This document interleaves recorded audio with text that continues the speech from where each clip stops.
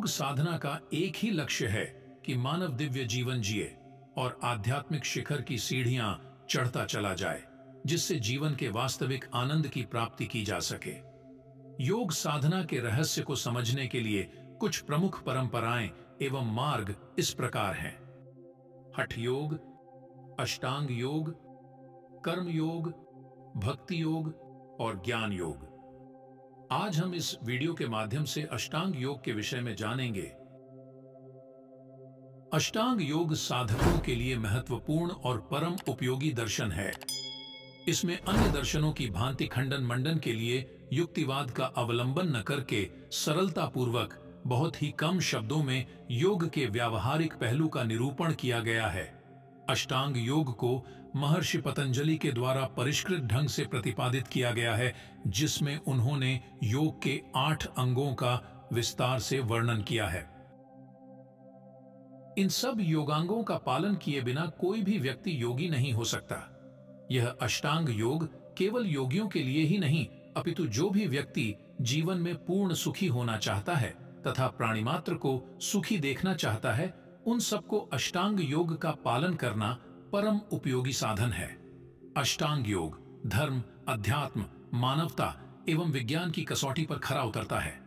अष्टांग योग में जीवन के सामान्य व्यवहार से लेकर ध्यान एवं समाधि सहित अध्यात्म की उच्च अवस्थाओं का अनुपम समावेश है।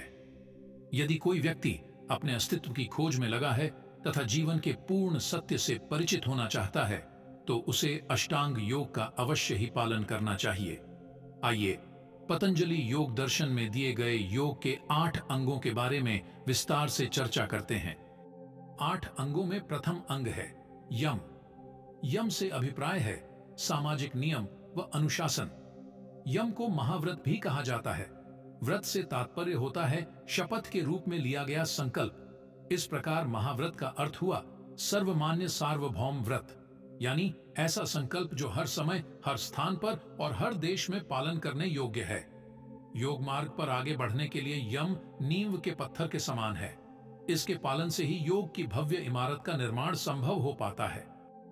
यम के प्रकार 5 हैं: अहिंसा, सत्य, अस्तेय, ब्रह्मचर्य और अपरिग्रह। यम के बाद अगला अंग है नियम। नियम वैयक्तिक अनुशासन व आत्म परिशोधन है। नियम के अंतर्गत हम देखेंगे कि हमें अपने आप से कैसा व्यवहार करना चाहिए। अपने आप से व्यवहार करने से अभिप्राय है कि हम अपने शरीर को कैसा रखें, अपनी बुद्धि को कैसा रखें, कैसे उन्हें शुद्ध व पवित्र रखते हुए अपनी शक्तियों को बढ़ाएं, अर्थात अपना उत्थान और कल्याण कैसे करें। नियम 5 हैं: शौच यानी पवित्रता, संतोष, तप, स्वाध्याय और ईश्वर प्रणिधान। तीसरा अंग है आसन।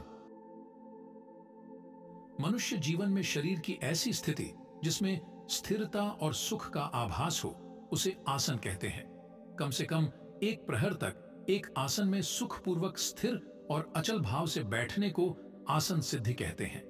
आसन विशेष प्रकार की शारीरिक मुद्राएं हैं जो मन और शरीर को स्थैतिक खिंचाव के द्वारा स्थिरता प्रदान करती है। इनका उद्देश्य तंत्रिका पेशीय खिंचाव और साधारण पेशीय तान में उचित सामंजस्य स्थापित करना है। आसनों को करने के 2 मूलभूत सिद्धांत हैं: सुखानुभूति और स्थिरता। इसका तात्पर्य है कि आसनों की प्रवृत्ति केवल शारीरिक न होकर मनोशारीरिक है। प्रत्येक आसन सहजता के साथ क्षमतानुसार करना चाहिए। शारीरिक, मानसिक तथा आत्मिक स्वास्थ्य लाभ करने के लिए योगासन अत्यंत उपयोगी हैं। अतः शारीरिक क्षमता एवं लोच को बढ़ाने के लिए उपयोगी योगासनों का अभ्यास भी करना उचित बताया गया है। योगासनों द्वारा आंतरिक अवयवों की मालिश हो जाती है, अतः पूर्ण रूप से स्वस्थ रहने के लिए आसन लाभकारी हो जाते हैं। चौथा अंग है प्राणायाम। प्राणायाम प्राण का अर्थ जीवनी शक्ति है और आयाम का अर्थ है खिंचाव, विस्तार, फैलाव, विनियमन, आत्मसंयम अथवा नियंत्रण। इस प्रकार प्राण का विस्तार करना तथा उसको बढ़ाना प्राणायाम कहलाता है। यदि सामान्य रूप से हम कहें तो प्राणायाम श्वास लेने की योग कला है। महर्षि पतंजलि ने विशेष रूप से सांस लेने तथा बाहर छोड़ने की प्रक्रिया को नियंत्रित करने के रूप में प्राणायाम को परिभाषित किया है। आसन के सिद्ध हो जाने पर श्वास प्रश्वास की गति का स्वतः रुक जाना प्राणायाम कहलाता है। इस प्रकार प्राणायाम श्वसन क्रिया की एक तकनीक है जो सांस लेने वाले अंगों को तीव्रता से, लयबद्धता तथा गहनता के साथ क्रियाशील बनाती है।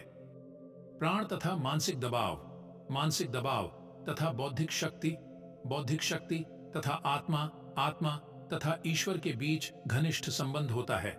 इस प्रकार प्राणायाम का उद्देश्य शरीर में प्रेरणा, प्रोत्साहन, नियंत्रण तथा ओजस्वी शक्ति को संतुलित करना है।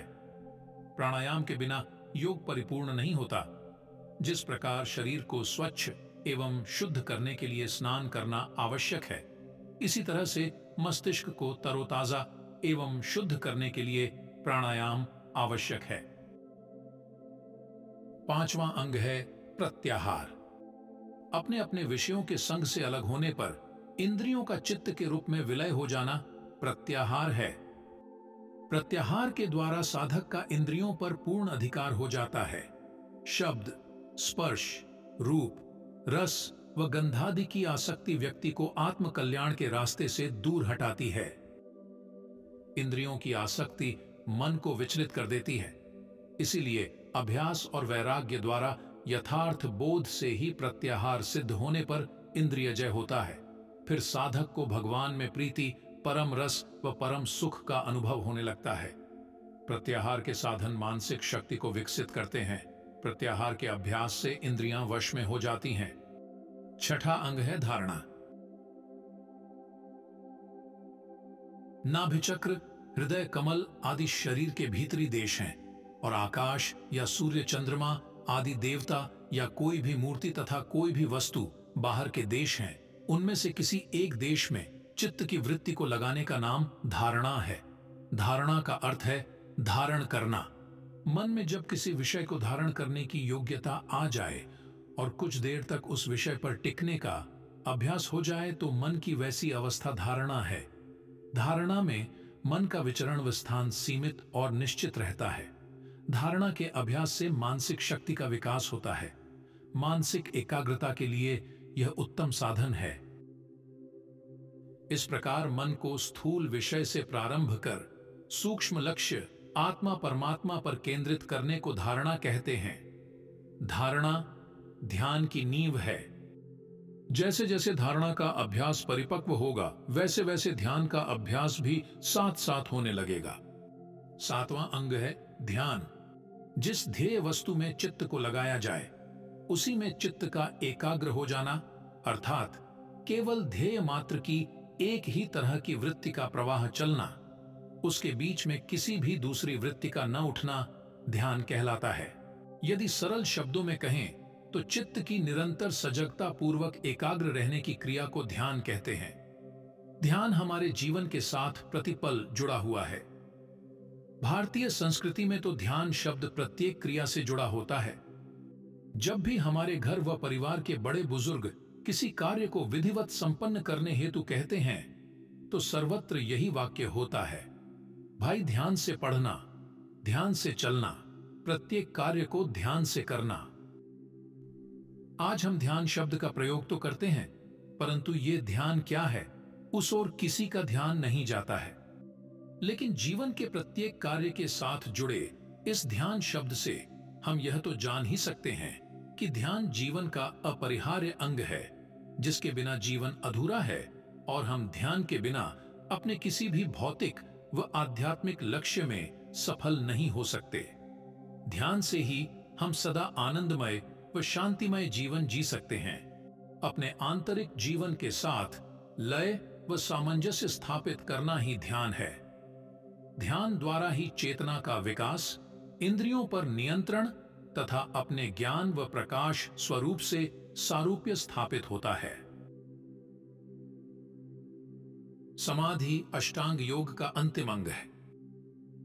ध्यान करते करते जब चित्त ध्येयाकार में परिणत हो जाता है तथा उसके अपने स्वरूप का अभाव सा हो जाता है और उसको ध्येय से भिन्न उपलब्धि नहीं होती, उस समय उस ध्यान का नाम समाधि हो जाता है। ध्यान ही जब केवल अर्थ या ध्येय, आत्मा या ईश्वर के स्वरूप या स्वभाव को प्रकाशित करने वाला तथा अपने स्वरूप से शून्य हो जाता है, तब उसे समाधि कहते हैं। समाधि वह अवस्था है जहां साधक चेतना के उस बिंदु पर पहुंचता है जिससे परे कोई चेतना नहीं होती। यह चेतना का गहनतम स्तर है जहां व्यक्तित्व का बोध तो समाप्त हो जाता है, पर अंतर्बोध व सर्वबोध की शुरुआत हो जाती है। यह सजगता की वह उच्च अवस्था है जहां साधक का मन भी कार्य नहीं करता और वह परम शून्य की अवस्था को प्राप्त कर लेता है। जैसे अग्नि के बीच लोहा डालने पर वह भी अग्नि रूप हो जाता है, इस प्रकार परमेश्वर के दिव्य ज्ञान आलोक में आत्मा प्रकाशमय होकर शरीर भाव से ऊपर उठकर स्वयं को परमेश्वर के आनंद स्वरूप और पूर्ण ज्ञान में परिपूर्ण हो जाती है, जिसे समाधि कहते हैं। समाधिस्थ को कोई भी अस्त्र शस्त्र काट या छेद नहीं सकता। कोई मनुष्य, हिंसक पशु एवं विषैले जीव उसका कुछ बिगाड़ नहीं सकते। उस पर मारण उच्चाटन मंत्र तंत्र का भी प्रभाव नहीं होता और किसी भी प्रकार की वासना उसे फंसा नहीं सकती। योग से अष्ट सिद्धियां भी प्राप्त हो जाती हैं। दर्शक मित्रों, अष्टांग योग के इस वीडियो में आज इतना ही। अगर आपको यह प्रस्तुति पसंद आई हो तो चैनल को सब्सक्राइब कर दीजिएगा